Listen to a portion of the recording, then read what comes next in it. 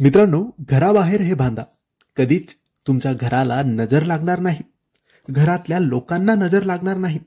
सदैव तुमच्या घराचे रक्षण होईल. आणि रक्षण करणारे कोण असतील तर साक्षात आपले स्वामी समर्थ महाराज तुमच्या घराचे रक्षण करतील.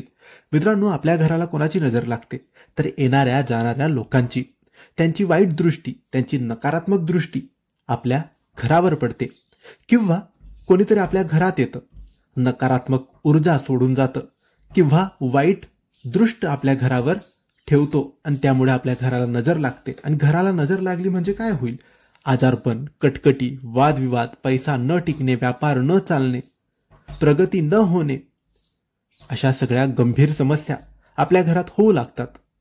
हे कशामुळे होतं तर काहीतरी दोष, बाधा किंवा घराला लागलेली नजर. तर ही नजर तुमच्या घराला कधीच लागणार नाही. त्यासाठी तुम्हाला हा उपाय करायचा आहे. हा उपाय म्हणजे तुम्हाला एक वस्तू तुमच्या घराच्या बाहेर मुख्य दरवाजाला बाहेरून बांधायची आहे. बाहेरून आणि वर बांधायची. डाव्या बाजूला, उजव्या बाजूला, मधोमध कुठेही बांधू शकतात तुम्ही, पण वर बांधायची. कोणाला नडणार नाही, अडणार नाही, कोणाचा स्पर्श होणार नाही अशी ती बांधायची आहे.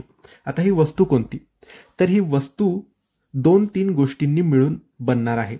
त्यासाठी तुम्हाला आधी स्वामींच्या केंद्रात जाऊन एक रक्षा यंत्र मिळतं, ते आणायचं आहे.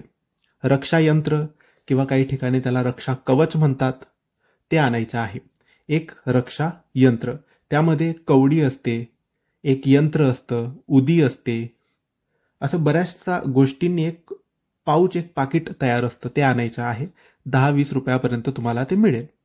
ते रक्षा यंत्र किंवा रक्षा कवच तुम्ही आणलं की ते एका काळ्या रंगाचा 10 रुपयाचा हातरुमाल घेऊन यायचा, काळ्या रंगाचा, आणि त्यामध्ये ठेवायचं. त्यासोबत एक छोटासा तुरटीचा खडा तो सुद्धा ठेवायचा. आणि आपण स्वामींची सेवा करतो तर आपल्या घरात उदी तर असतेच, तर चिमूटभर थोडीशी उदी सुद्धा त्या काळ्या कपड्यात टाकायची. काय काय ठेवलं आपण? स्वामी केंद्रातून आणलेलं रक्षा कवच किंवा रक्षा यंत्र, त्यासोबत एक छोटासा खडा तुरटीचा आणि स्वामी सेवेची उदी, हे तुम्ही त्या काळ्या कपड्यात ठेवायचं आहे.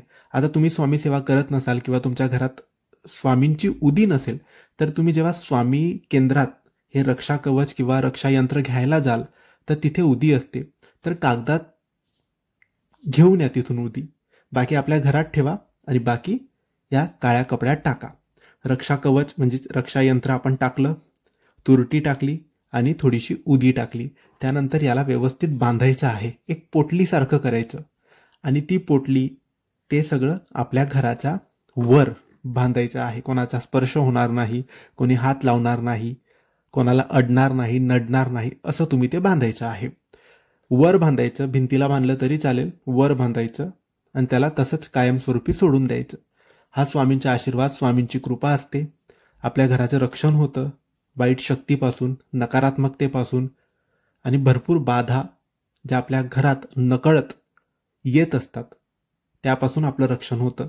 म्हणून हे बांधायचं आहे. नक्की करा, लाभ नक्की होतो. धन्यवाद. श्री स्वामी समर्थ.